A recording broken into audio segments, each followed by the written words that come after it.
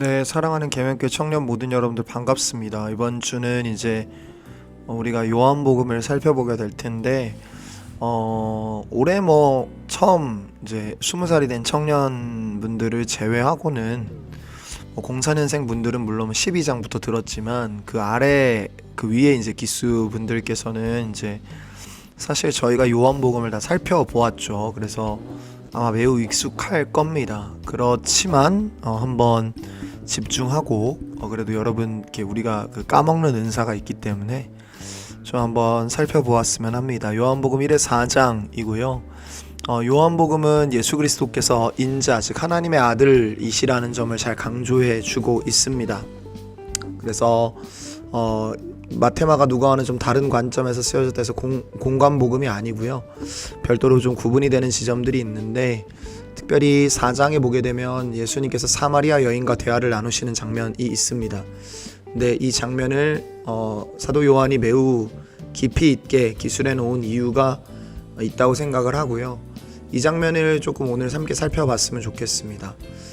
제가 가장 좀 입체적으로 이해해 본 인물 중에 하나가 사마리아 여인이지 않을까 싶은데 당시 유대인들이 전통적으로 볼 때 보통 경건한 자들은 3번 이상 결혼을 안 했다 합니다. 그러니까 유대 사회에서 재혼이나 이런 것들은 어쩌면 지금보다 훨씬 흔했을 거예요. 왜냐하면 남편들이나 병으로 죽는 경우도 허다했고 건축을 하다가 죽는 경우도 허다했고 사고로 전쟁이 나서 죽는 경우도 허다했기 때문에 지금보다 죽음에 훨씬 더 가까웠을 겁니다. 그래도 3번 이상은 하지 말아라 라고 얘기를 했던 게 당시 학자들의 의견이에요. 그런데 이 여인은 5번 결혼을 했고 지금 있는 사람도 남편은 아니고 동거인입니다.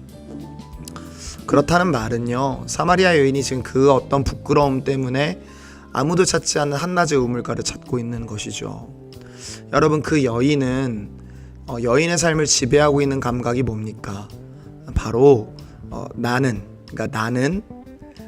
남자와의 관계 속에 있어야만 한다는, 그러니까 나는 그때에만 가치 있다고 생각하는 여인의 착각이 만들어낸 자기 함정 같은 것이죠. 그러니까 여러분, 우리는 어떤 결핍이 채워지고 어떤 사람과의 관계에만 있을 때만 내가 가치 있다고 여기는 경우들이 있어요. 그러니까 이런 것들이 충족될 때에만 나는 가치 있어 라고 느끼는 굉장히 소비주의적인 관점에 사로잡혀 있는 날들이 많이 있습니다.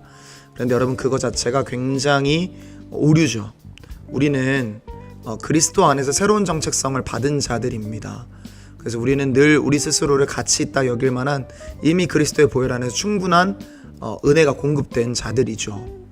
그렇기 때문에 이 여인은 그런 경험이 없기 때문에 스스로의 삶을 계속 내부로 파고들고 자신의 문제를, 자신의 존재 가치를 증명하기 위해 끊임없이 남자와의 관계에 갈구하는 것들을 좀 보게 됩니다.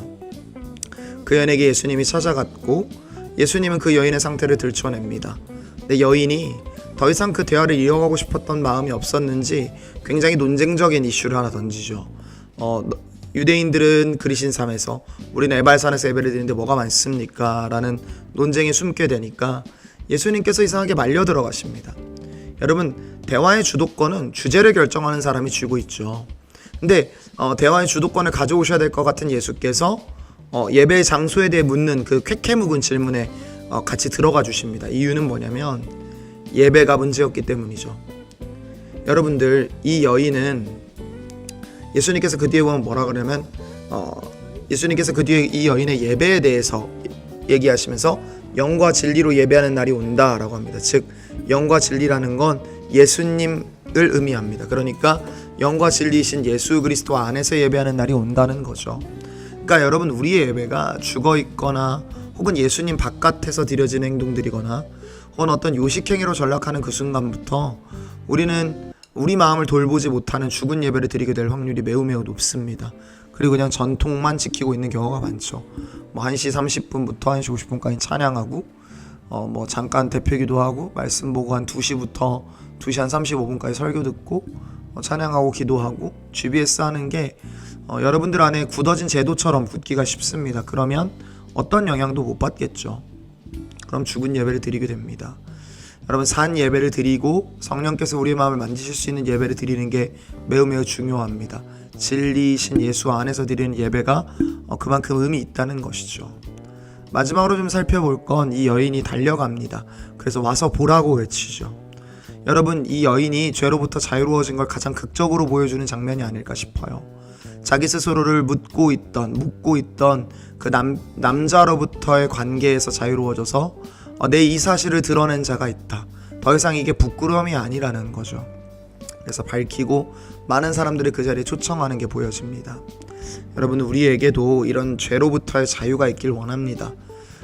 죄가 우리를 묶지 못하도록 하시고요. 죄에 매여 있지 않았으면 좋겠고, 여러분의 변화된 삶의 모습이 예수를 나타내는 증거 되기를 오늘 하루도 축복합니다. 그렇게 살아낼 수 있었으면 좋겠습니다. 기도할까요? 하나님, 사마리아 여인을 포기하지 않으신 주님께서 우리도 포기하지 않으실 줄 믿습니다. 주의 은혜가 우리를 오늘도 채우고 인도할 것들을 믿고 감사드리며 우리를 구원하신 나사렛 예수 그리스도의 이름으로 기도했습니다. 아멘.